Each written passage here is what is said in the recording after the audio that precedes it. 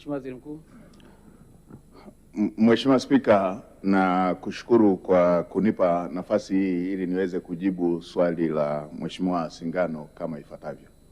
Mheshimiwa Spika, lakini kabla sijajibu swali la Mheshimiwa Bunge, naomba uniruhusu nitumie jukwaa hili kumpongeza sana Mheshimiwa Deogratias John Ndejembi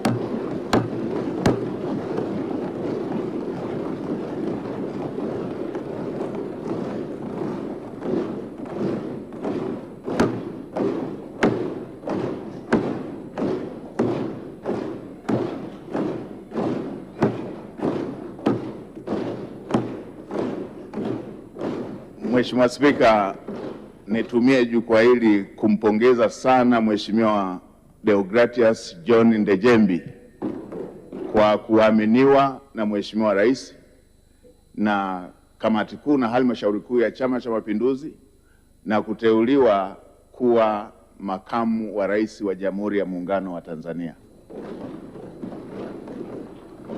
Na pili, nimpongeze sana Mheshimiwa Rais Daktari Samia Suluhu Hassan kwa jicho lake la mwewe la kuweza kumwona Mheshimiwa Deogratias John Ndejembi kuwa makamu wa rais wa Jamhuri ya Muungano wa Tanzania. Mheshimiwa Spika, Deogratias John Ndejembi kama kiongozi ni kiongozi mahiri sana, ni kiongozi makini, ni kiongozi mchapakazi anayefanya kazi bila kupumzika ili wananchi wa Tanzania waweze kupata manufaa.